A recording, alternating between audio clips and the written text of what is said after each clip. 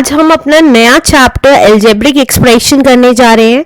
तो algebraic expression क्या होती है और कैसे बनती है वो आज हम पढ़ेंगे। तो एल्जेब्रिक एक्सप्रेशन क्या होती है? एल्जेब्रिक एक्सप्रेशन तीन चीजों का कॉम्बिनेशन मिलके बनता है। पहला कांस्टेंट, सेकंड वेरिएबल्स जिसको हम लिटरल्स भी बोलते हैं, वेरिएबल्स और लिटरल्स, और थर्ड होता है ऑपरेशंस।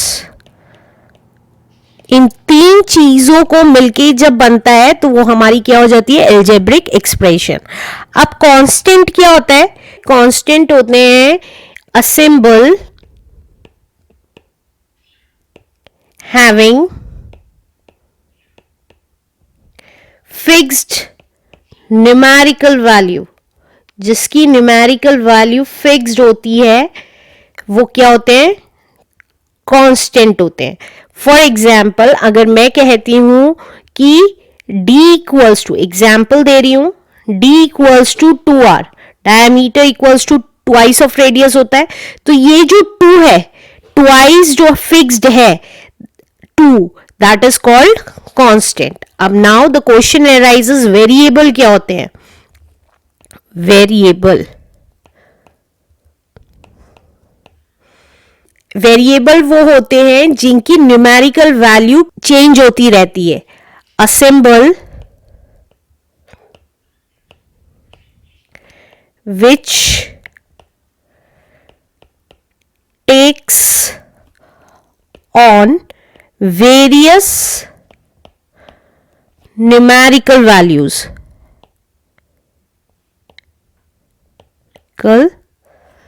वैल्यूज वो क्या होते हैं? कांस्टेंट होते हैं। लास्ट एग्जाम्पल से ही ले लेते हैं। देखिए डायमीटर इक्वल्स टू 2r मैंने लिखा था, लास्ट एग्जाम्पल जो कांस्टेंट में लिखा था, और मैंने यहां कहा था कि 2 ट्वाइस सेम है। लेकिन देखिए यहां पे अगर मैं d की वैल्यू देखें तो d की वैल्यू कीप्स ऑन चेंज होती चली जाएगी। वो किस पे डिपेंड है? रेडियस पे। अगर मैं यहां पे r 1 लेती हूं तो d हमारा कितना आ जाएगा? देखिए d आ जाएगा 2 इंटू 1, दैट इज 2 आ गया। लेकिन अगर मैं r2 लेती हूं तो हमारे d क्या आ जाएगा? 2 इंटू 2, दैट इज 4। तो ये देखिए d की वैल्यू चेंज हो रही है क्योंकि r की वैल्यू चेंज हो रही है। तो कांस्टेंट क्या होते हैं? जो फिक्स्ड रहते हैं, जो कभी चेंज नहीं होते। लेकिन जो वेरिएबल्स होते हैं वो कीप्स ऑन चेंजिंग होते हैं। यहां पे जो मैंने एग्जांपल लिया है ये हमें पता है डायमीटर का एग्जांपल है। तो डायमीटर किस पे डिपेंड है? रेडियस कितना है? रेडियस इंक्रीज या डिक्रीज होगा तो हमारा डायमीटर भी इंक्रीज या डिक्रीज हो जाएगा। तो वो वेरिएबल्स क्या हो रहे हैं? चेंज हो रहे हैं, राइट। तो हमें कांस्टेंट पता चल गए, वेरिएबल्स पता चल गए। अब ऑपरेशंस, थर्ड है हमारा ऑपरेशंस। ऑपरेशंस हम लास्ट चैप्टर में भी पढ़ चुके हैं कि जो सिंबल्स होते हैं जैसे कि plus, minus, multiply and divide, ये जो सिंबल्स यूज किए जाते हैं कांस्टेंट और वेरिएबल के साथ, ऑपरेशंस जो यूज किए जाते हैं वो मिला के हमारी क्या बैठती है? एल्जेब्रिक एक्सप्रेशन बैठती है। फॉर एग्जाम्पल देखिए मैं अगर कहती हूं x प्लस 5 या x माइनस 7 या x इंटू 5 या x डिवाइड बाय 5, तो देखिए यहां पे सारे ऑपरेशंस यूज करके दिखाए। इसको हम क्या लिख सकते हैं? x मल्टीप्लाइड बाय 5 कहें या 5x कहें, बात एक ही है, राइट। तो मैंने आपको एक्सरसाइज देखेंगे तो उसमें भी बताया 5x है तो 5 इंटू एक्स, इन दोनों के बीच में क्या है? मल्टीप्लीकेशन साइन है, मल्टीप्लाई हो रहे हैं ये आपस में। तो इन तीन चीजों कांस्टेंट, वेरिएबल एंड ऑपरेशंस का यूज करके जो एक्सप्रेशन बनती है that is called algebraic expression. अब टाइप्स ऑफ एल्जेब्रिक एक्सप्रेशन पढ़ते हैं। There are various types of algebraic expression, various types of algebraic expression. अब कौन कौन सी एल्जेब्रिक एक्सप्रेशंस होती हैं? लाइक फर्स्ट होती है हमारी मोनोमियल। मोनोमियल का मतलब, मोनो मीन्स वन, एक टर्म, मोनोमियल का मतलब है, मोनो मीन्स वन, एक टर्म का होना is called monomial. N expression having one term is called monomial. Example क्या हो गया? देखिए, लाइक 5x बताया था मैंने, x या y कोई भी वेरिएबल ले सकते हैं, कोई x ही जरूरी नहीं है, वेरिएबल आप कोई सा भी ले सकते हैं। ये क्या हुए? हमारी मोनोमियल टर्म्स हुई कि इसमें सिर्फ एक ही टर्म है, राइट? तो ये क्या हुई? मोनोमियल। कांस्टेंट भी, सिर्फ कांस्टेंट भी मोनोमियल कहलाती है। अब नेक्स्ट आती है हमारी बाइनोमियल। बाइनोमियल, अब देखिए मोनोमियल का मतलब था वन, बाय मीन्स टू, तो an expression having two terms, having two terms होंगी तो हमारी क्या हो जाएगी? बाइनोमियल हो जाएगी। फॉर एग्जाम्पल z प्लस 5, देखिए इसमें दो टर्म्स है, एक ये वाली टर्म, एक ये वाली टर्म, तो दो टर्म होते ही क्या हो गई? बाइनोमियल। a प्लस बी, ये भी दो टर्म्स हैं, देखिए दो टर्म्स का होना is called the binomial, right? Next आती है अब हमारी trinomial. Try itself says that three terms, तो an expression having three terms, expression having three terms, जिसमें तीन टर्म्स हो वो क्या कहलाएगी? Trinomial. For example x square plus y square plus 5, ये देखिए तीन टर्म्स हो गई, तो ये क्या हुई? Trinomial. A square plus A B plus 6, ये भी क्या हो गई? तीन टर्म्स हो गई, तो ये थे एग्जाम्पल ट्राइनोमियल के। नेक्स्ट आता है क्वाड्रिनोमियल। क्वाड्रिनोमियल,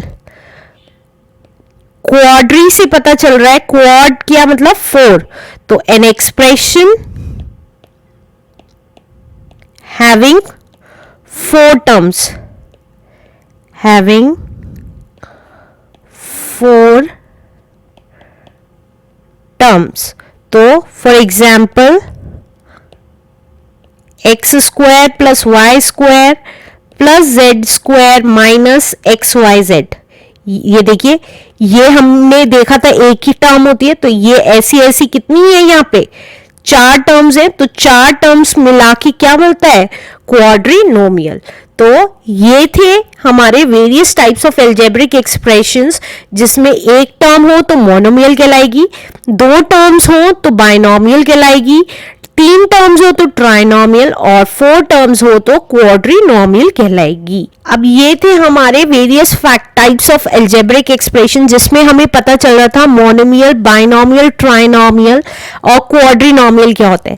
लेकिन अगर मैं कहूं x plus y plus z, क्या ये क्वाड्रिनोमियल है? नहीं, ये क्वाड्रिनोमियल नहीं है, ये ट्राइनोमियल है। कैसे पता चला कि ये ट्राइनोमियल है? देखिए ये क्या हुई? x दोनों टर्म्स हुई, तो इसको क्या लिख सकते हैं? 2x plus Y plus z, तो ये क्या बन गई? तीन टर्म्स बन गई हमारी, तो ये क्वाड्रिनोमियल ना होके क्या हुई है?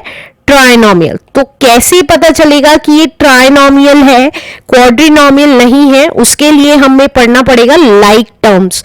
लाइक टर्म्स क्या होती है? देखिए एक जैसी सी टर्म्स जिनके सेम वेरिएबल्स होते हैं, that is called like terms. देखिए यहाँ पे हमने देखा था ये वेरिएबल्स हैं, ये सेम थे दोनों, तो हमने इसलिए आपस में ऐड कर दिए, तो वो क्या होते हैं? लाइक टर्म्स होती हैं। The terms having the same literals या same variables, having the same variables is called like terms. For example, अगर एग्जाम्पल देखें 2x 3x 4y 5z 2y, तो इसमें लाइक टर्म्स कौन सी हैं? देखिए 2x और 3x आपस में लाइक टर्म्स हैं, इसी तरीके से 4y और 2y आपस में लाइक टर्म्स हैं, right?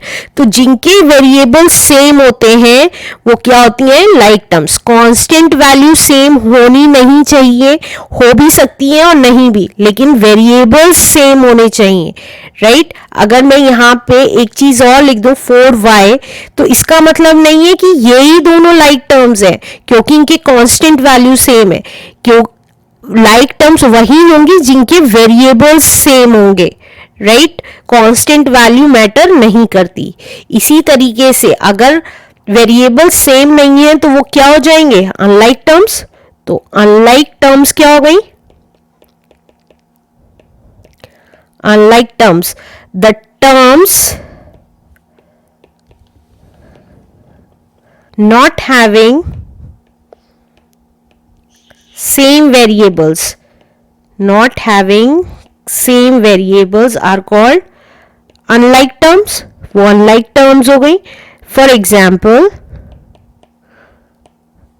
3y square 2x 7y, देखिए अब यहाँ y स्क्वायर है लेकिन यहाँ y है, तो ये तब भी लाइक टर्म्स नहीं हुई है, ये अनलाइक टर्म्स है। क्यों? क्योंकि यहाँ पे स्क्वायर है और यहाँ पे विदाउट स्क्वायर की वैल्यू है। तो ये थी कुछ लाइक टर्म्स और अनलाइक टर्म्स पहचानने का तरीका। हमेशा एल्जेब्रिक एक्सप्रेशन करते समय याद रखिएगा कि एल्जेब्रिक एक्सप्रेशन में एडिशन सब्ट्रैक्शन हमारा हमेशा लाइक टर्म्स में होता है, लेकिन हम मल्टीप्लिकेशन अनलाइक टर्म्स में कर सकते हैं। देखिए एडिशन हमेशा लाइक टर्म्स में ही होगा, लाइक x प्लस एक्स ही होगा, तो ये 2x बन जाएगा। लेकिन अगर हम x प्लस वाई करेंगे तो ये 2x प्लस वाई कुछ नहीं बनेगा, ये एज इट इज ही आएगा, क्योंकि ये लाइक टर्म्स नहीं है एडिशन के केस में। इसी तरीके से सब्ट्रैक्शन के केस में अगर हम लाइक टर्म्स में से सब्ट्रैक्ट करते हैं 5x माइनस 2x करते हैं तो ही हमारा 3x आएगा, क्योंकि ये लाइक टर्म्स है। लेकिन अगर हम 5x माइनस 2y करते हैं तो कोई आंसर नहीं आएगा, यही आंसर होगा हमारा। सब्ट्रैक्शन और एडिशन हमारी हमेशा लाइक टर्म्स में होती है। लेकिन अगर हम मल्टीप्लिकेशन का केस देखें, मल्टीप्लिकेशन के केस में अगर मैं 5x इंटू 2y करूंगी तो ये मल्टीप्लाई हो सकता है। कैसे? कांस्टेंट की मल्टीप्लिकेशन कांस्टेंट में, दैट इज 5 2 10, और ये अलग अलग वेरिएबल्स हैं तो एज इट इज आगे लिख देंगे x और y, राइट? इसी तरीके से अगर डिवीजन देखें, डिवीजन भी लाइक टर्म्स में ही होगा। देखिए अगर मैं 5x डिवाइडेड बाय 2x करती हूं तो ये x से x कैंसिल हो जाएगा, तो आंसर 5/2 आ जाएगा। लेकिन अगर मैं 5x/2y करती हूं तो कांस्टेंट तो आपस में डिवाइड हो सकते हैं। या फॉर एग्जांपल अगर मैंने कहा 4x/2y करती हूं तो कांस्टेंट तो डिवाइड हो सकते हैं 2, लेकिन वेरिएबल्स डिवाइड नहीं होंगे, राइट? तो डिवीजन के केस में लाइक टर्म्स में ही डिवाइड होता है, कांस्टेंट डिवाइड हो सकते हैं लेकिन वेरिएबल्स लाइक टर्म्स में ही डिवाइड होंगे, अनलाइक टर्म्स में डिवाइड नहीं होंगे, राइट? तो ये थे कुछ कॉन्सेप्ट्स एल्जेब्रिक एक्सप्रेशन के। अब जैसे जैसे आप एक्सरसाइज करेंगे वैसे वैसे आपको सब कुछ समझ में आता रहेगा। तो प्लीज सारी वीडियोस देखिए, कोई भी वीडियो मत छोड़िएगा, क्योंकि हर एक वीडियो में कुछ ना कुछ कॉन्सेप्ट है जिसकी वजह से आपको वो नेक्स्ट वीडियो में हेल्पफुल होगा। चलिए करते हैं अपनी एक्सरसाइज।